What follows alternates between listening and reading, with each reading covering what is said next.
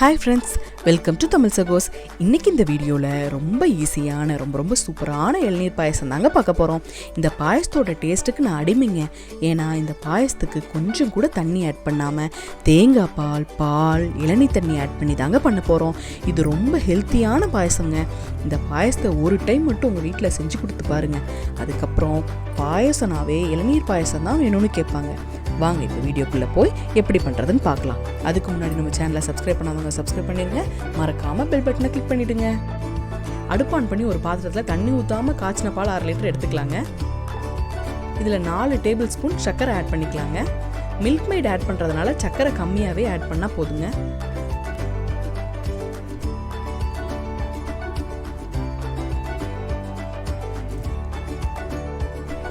ஏலக்காய் தூள் 1 டீஸ்பூன் எடுத்துக்கலாங்க. நான் யூஸ் பண்ணுறது 1/2 டீஸ்பூன்றதுனால 2 தடவை போடுறேங்க. இப்போ அடுப்பை மீடியம் ஃப்ளேமில் வச்சு பாலை ஒரு 20 நிமிஷம் நல்லா கொதிக்க விட்டுடலாங்க. அப்பப்போ இப்படி கரண்டி விட்டு லைட்டாக கிளறி விட்டுக்கலாம். பால் பாதியாக சுண்டணுங்க. அதுக்குள்ளே நம்ம இப்போ தேங்காய் பால் ரெடி பண்ணிக்கலாம்.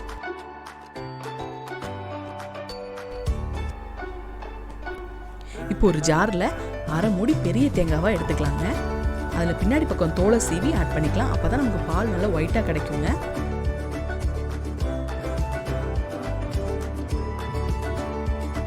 இதை இப்போ குறைன்னு அரைச்சி எடுத்துக்கலாங்க. இந்த பாயசம் செய்கிறதுக்கு 2 இளநீ தேவைங்க. அதுலேருந்து 1/2 கப் இளநீ தண்ணியை இதில் ஊற்றி அரைச்சி எடுத்துக்கலாங்க தேங்காய் பாலுக்கு.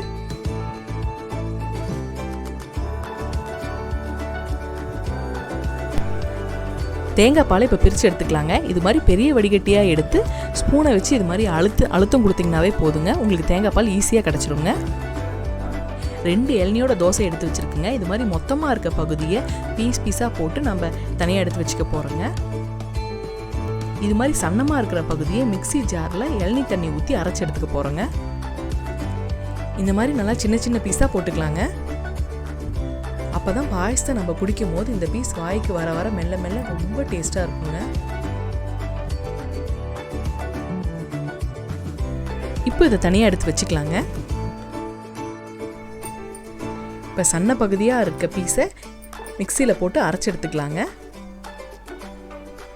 இதுக்கு 1/4 கப் இளநீ தண்ணி மிக்ஸ் பண்ணி அரைக்கலாங்க.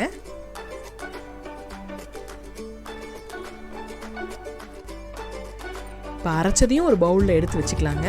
இப்போ 20 நிமிஷம் ஆயிடுச்சுங்க. பால் பாதியாக சுண்டிருச்சு. அடுப்பு ஆஃப் பண்ணிக்கலாம். இனிமேல்ட்டு அடுப்பு யூஸ் பண்ணவே தேவையில்லைங்க. இப்போ இதை நல்லா ஆற வச்சு எடுத்துக்கலாங்க. பால் நல்லா ஆறிடுச்சுங்க. இதில் இப்போ 1/4 கப் கண்டென்ஸ்டு மில்க் ஆட் பண்ணிக்கலாங்க. இது வீட்டில் செஞ்ச கண்டென்ஸ்டு மில்க்குங்க.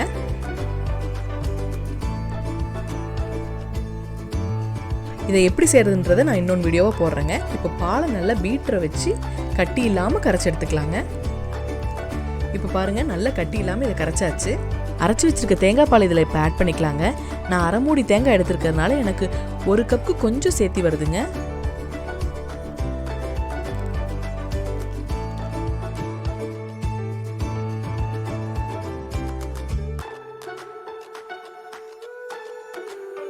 அடுத்து இதோட இளநீர் இருக்க சன்னமான தேங்காவை அரைச்சி வச்சோம் பார்த்தீங்களா, அதை இதில் ஆட் பண்ணிக்கலாம்.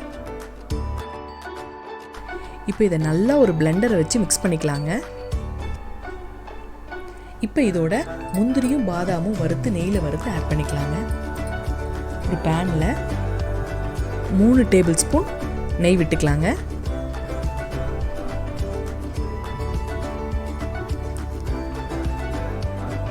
நெய் உருகுனதும் 10 முந்திரி 10 பாதாமை பொடியாக கட் பண்ணி வச்சுருக்குங்க. அதை இதில் ஆட் பண்ணிக்கலாம்.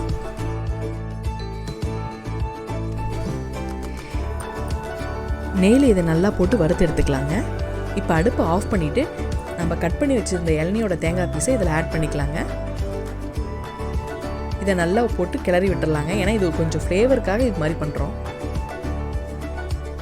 இப்போ இதை பாயசத்தில் ஆட் பண்ணிக்கலாங்க.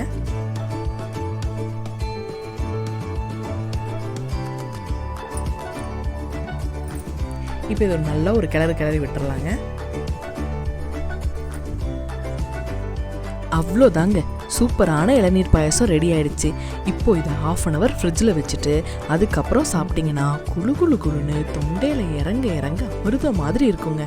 கண்டிப்பாக நீங்களும் வீட்டில் ட்ரை பண்ணி பார்த்துட்டு எப்படி இருக்குன்னு கமெண்ட்ஸில் சொல்லுங்கள். தேங்க்யூ.